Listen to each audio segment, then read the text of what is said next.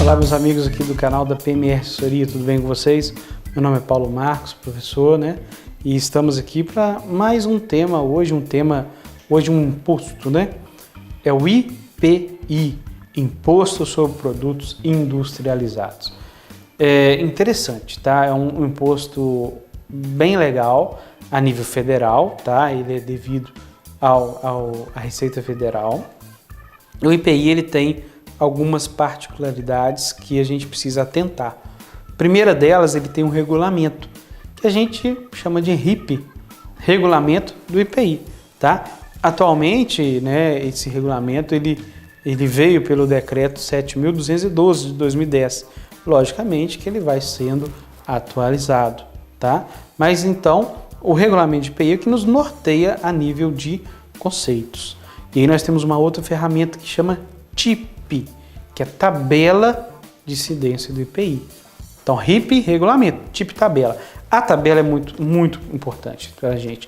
Por quê? Porque na tabela nós vamos saber quanto que cada produto paga de IPI. Lá estão as alíquotas de IPI, ok? E as alíquotas de IPI, elas são determinadas de acordo com a composição do produto e de acordo com o númerozinho que o produto tem, que a gente chama de NCM, tá? Muitos chamam de classificador fiscal. Então, esse NCM é muito importante, porque é ele que determina, no caso da TIP, quanto que você tem que pagar ou que não tem que pagar, tá? Fato gerador. Quem tem que pagar IPI? IPI, ele será devido pelas empresas, sobretudo, né? Que fizerem algumas atividades. Primeira, industrialização. O próprio nome tem imposto sobre produtos, imposto sobre produtos industrializados. Então, industrialização, tá? Nós temos também um outro fato gerador do IPI, a transformação. Já tem algo que não foi você que industrializou e você transformou aquilo, tá? Temos também o beneficiamento de um produto. Você tem um produto em si, pega ele e transforma e beneficia ele para que ele tenha uma outra necessidade, porque tem uma outra usabilidade, tá? Isso é beneficiamento. Você tem a embalagem, dependendo se você mudar a forma do produto. Você tem também importação. Se você importa, pode ter o IPI, tá? Então, via de regra, esses fatos geradores são importantes, tá? Aí a gente começa a entrar em algumas situações. Por exemplo, o IPI no Simples Nacional, ele está dentro daqueles tributos que são recolhidos em guia única, tá? Então, o IPI lá não vai ser recolhido em uma guia própria, não, vai ser recolhido dentro do Simples, tá? Pelas empresas que são industriais, ou que importe, enfim. Agora, nos demais regimes, lucro presumido, lucro real, esses nós vamos recolher o IPI no sistema de débito e crédito. Ou seja, você compra, você tem direito a usar aquele crédito para quando você vender, debitar e apurar, que a gente chama de conta corrente do imposto, ou livro de apuração do IPI. Você pega tudo que você tem de crédito, tudo que você tem de débito e vê se você vai recolher para o governo alguma coisa ou se vai sobrar crédito para um mês seguinte, tá? Às vezes acontece. E aí eu falo, mas peraí, como que eu vou saber quanto que eu tenho que pagar no produto X? Olha a TIP.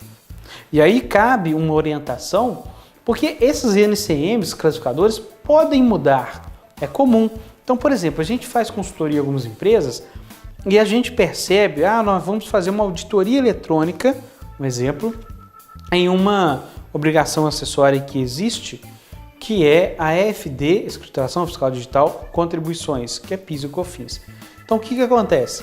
Quando a gente faz essa auditoria eletrônica, vem lá uma pancada de produtos que está no cadastro de produto da empresa, mas com NCM antigo, NCM que não existe mais, tem que ter muito cuidado nisso, porque mesmo que exista o NCM, pode acontecer que mude a alíquota do IPI. Então tem que ficar muito atento a isso. Isso é caso de análise, tá? Caso de auditoria eletrônica, que você pode estar apurando seu imposto errado por conta disso. Muito cuidado, tá?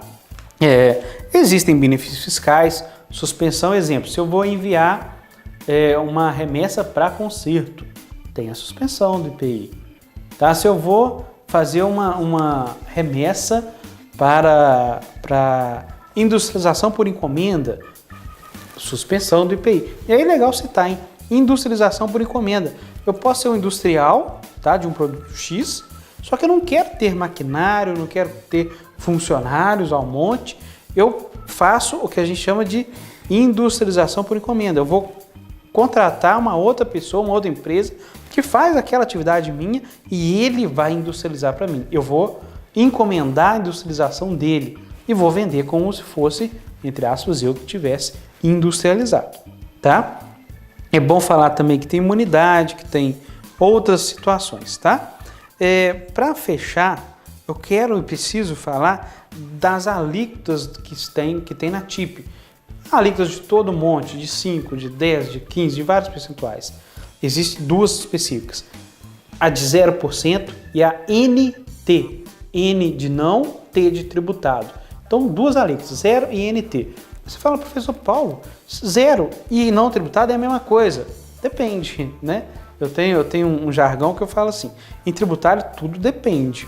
Não existe uma resposta fiel. O que acontece? As produtos que estão na TIP, que são 0%, tem um tratamento, que são NT, tem outro. Na saída, tudo é igual, tá? Ninguém vai pagar nada, nem NT, nem 0. Se pegar um produto, um valor e aplicar 0, é 0, né? Mas na entrada é diferente. As que são NT na saída, você não pode usar crédito na entrada. As que são 0% na saída, você pode usar o crédito da entrada. Aí está o grande X da questão. Cuidado com isso, que isso também é uma norma para a gente angariar créditos. Aí é um outro assunto, tá? Aliás, o assunto de hoje está acabando. Quero agradecer a vocês por acompanhar aqui conosco esse tema. Clica aí, compartilhe o vídeo, inscreva-se no canal, tá? Para que a gente possa estar sempre em comunicação com vocês, aparecendo novidade, vocês recebem e aumentando a nossa comunidade para juntos crescermos mais. Muito obrigado, até mais.